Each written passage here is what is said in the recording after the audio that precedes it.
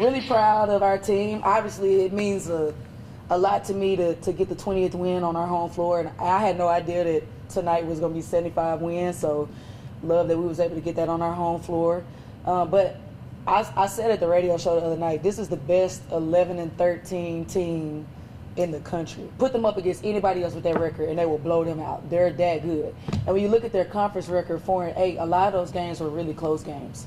So I think that we just beat a really good team because of the size, the way that they shoot it, and being able to force them to 32 turnovers, I think, was huge. And I thought that, we hadn't been in those moments a whole lot where the game is tied down the stretch. And I thought that we had that resilience to fight and to get that win. And, just to talk about these two, I thought Aniyah came in and gave us some big-time shots. 4 for 4 from the three is crazy. And when she shoots with that type of confidence, every time she shoots it, I feel like it's going in. And then Chris's ability to just take over games is something that I hadn't seen a whole lot of in my coaching career. When she hit those 2 threes down the stretch, I'm just like, I don't know if Zeus got a picture, a video of me, but like she hit that second one, I literally just pointed at her, and I'm just like, she's just a dog. And just really proud of our team. They sit in that zone the whole time, and for us to step up and hit 16 threes, that's the way that you're going to beat them. So we did that tonight. Coach, how valuable is a game like this? Obviously, as you're ready to hit this stretch run and you're ready for meaningful games down the stretch, but also Pensacola. Yeah, I think that it's great to have these type of games. This is what the tournament is going to look like. And, I feel like we've had every type of game. We've had games where we won double digits. We had some games where we had to fight back. We had some games that were close. So I think we're prepared. And I think we faced every press break you could throw at us. At this point, we're ready for anything. So now we got to go on the road for a little bit. But this team is tough, and no doubt in my mind that we're going to be prepared and we're going to be ready to go.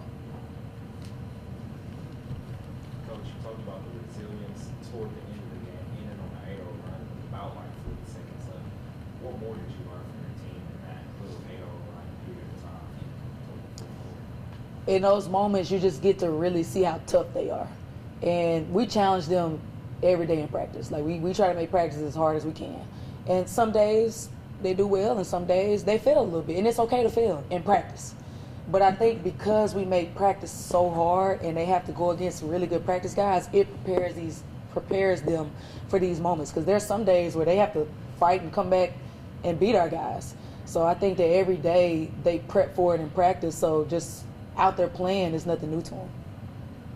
Coach, you came into the season with a huge target on your chest in the first place. And then now as the season goes on, you're at the top of the standings. I feel like that target is maybe getting progressively bigger. How do you guys embrace that? I think that you have to stay hungry and humble. Don't get arrogant. And you have to trust the work that you put in and what you've had to do to get here.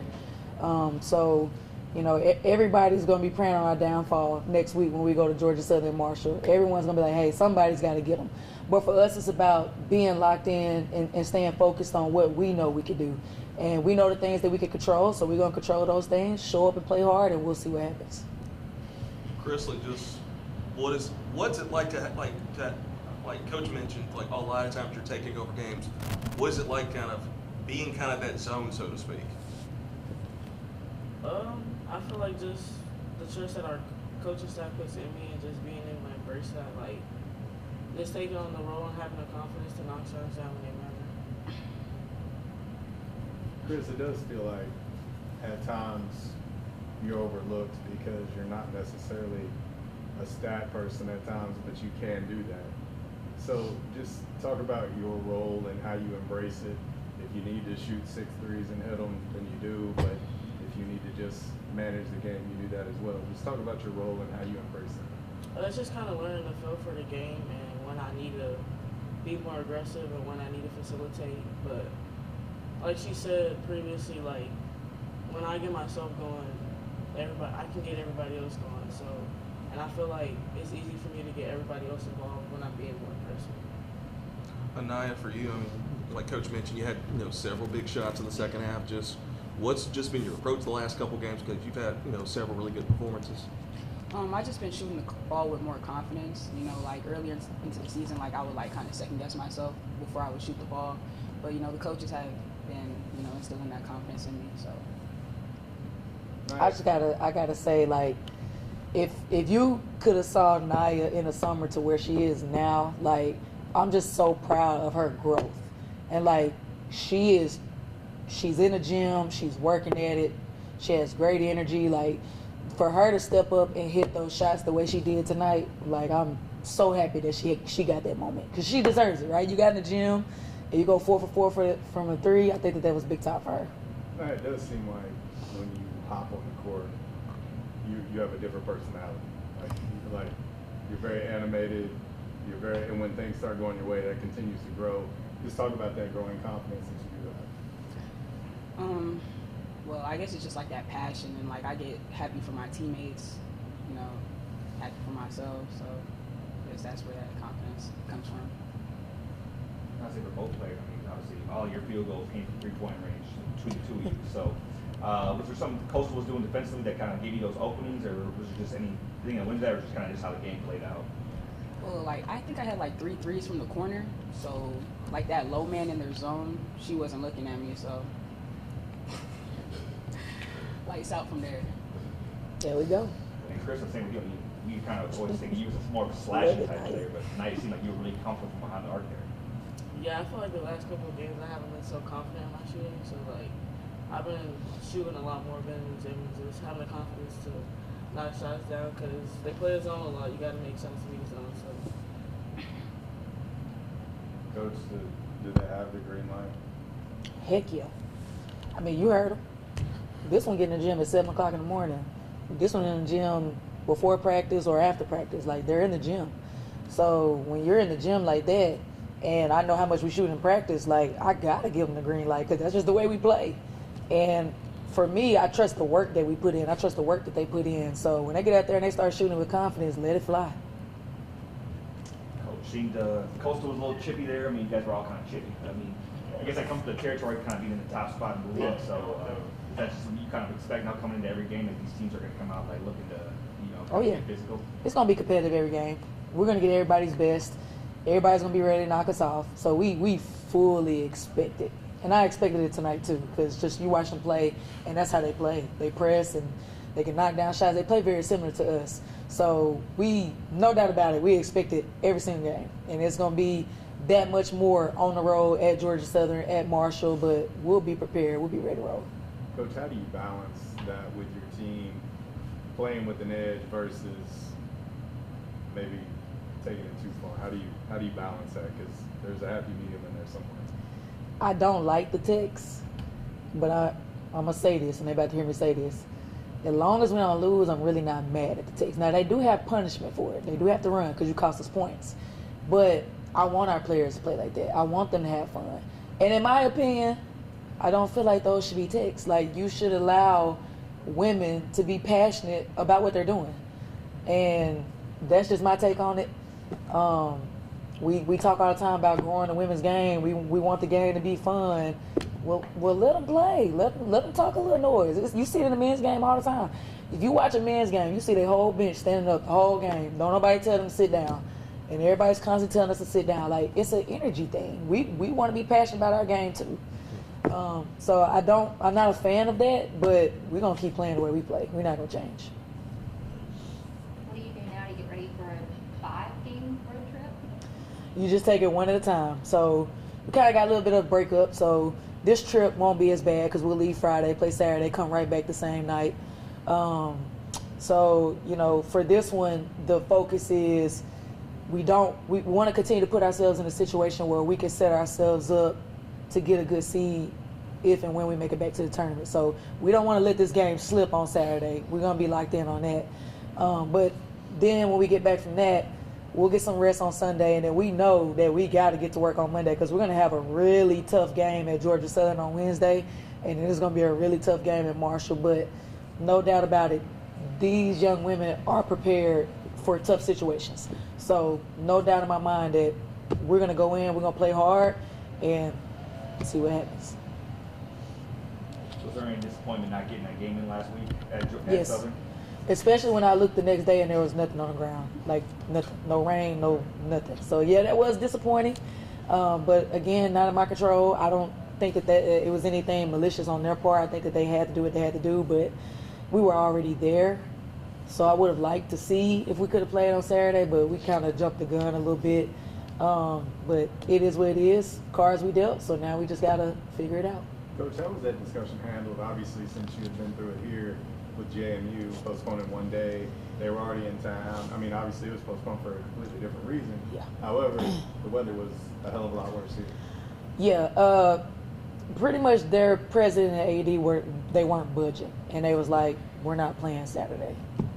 So it was either we were gonna have to play Friday, which neither coach wanted to do that initially. But the more we talked about it, I was like, well, you know what? We here. Let's play. And she had already told her players that they weren't going to play Friday, so she didn't want to go back on that, which is understandable, right? But we could have played the game on Saturday. I wanted to bump it up, and she did too. Wanted to bump it up to 10 a.m. and let's play the game.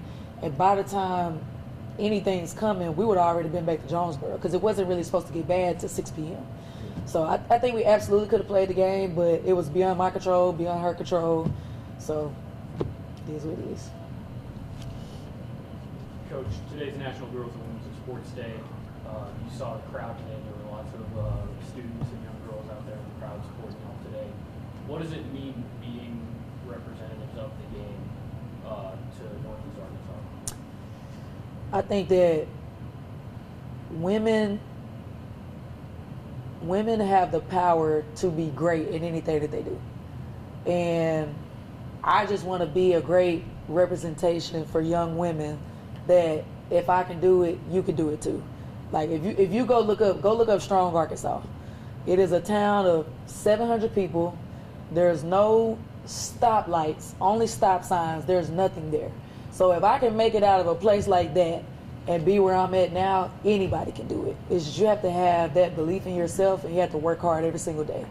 So I just want young women to know that you matter and you belong in leadership roles. You deserve to thrive. You deserve to be 20-4. Like, you deserve to be competing for a championship. Like, we deserve it too because we work our butts off every day. So I'm appreciative of all of the women that make Arkansas State what it is. Coach, I'm going to follow that up a little bit and maybe push the envelope a little bit more. What's it going to take for these women to get the same type of respect, to be able to do the things you mentioned, cheering on the bench, doing the same things that the men do, but even furthermore, getting the respect and the support that the men get, Yeah. as far as attendance and everything goes across the board? What's it going to take to push that envelope and get it there? Because it should be there. Agreed. I think there's got to be some want to, like I can get in front of this camera and I can say all day, we need people here, please come. We can do all these marketing things, but you got to want to come support these women. And we're 20-4, 11-1. So for the life of me, I couldn't understand why you wouldn't want to. I don't get it. We say we want a winning program. You got one, and I'm not saying that the men are not. I'm just speaking about us. Like you have a women's program that is doing things that hasn't been done before. That has an opportunity to do something else that hasn't been done before, and not showing up for that, I don't understand. I don't. I've tried to wrap my brain around it, but I'm gonna be honest with you. I've gotten to the point now where we're just gonna show up and we're gonna do what we do, and we want you here. But if you don't want to come, then you're missing out. You're missing out on something that's never been done before, and truthfully, it's gonna be really hard to repeat because what we're doing is special, and people don't understand how hard it is to do this. So you're missing out, and that's disheartening to me because I wanted more for them. I don't care about me. I want it for them. But I just hope we got 2 more home games, and I think, obviously we got Troy. That's going to be a huge one. So I'm hoping that we can pack this thing out for our last 2 games. What do we got to do to pack it out? I think that if we put together like some good marketing schemes you know, and excuse me, put together some good marketing stuff, which we are putting stuff out there. But it also is going to be a doubleheader. So I'm hoping that people show up because it's a doubleheader. But I think that it's on me to continue to speak up and try to get people here. But again, people got to want to do it. So it's only so much I could do. It's only so much marketing could do. I just hope and pray that they want to come see these young women their last 2 games at home.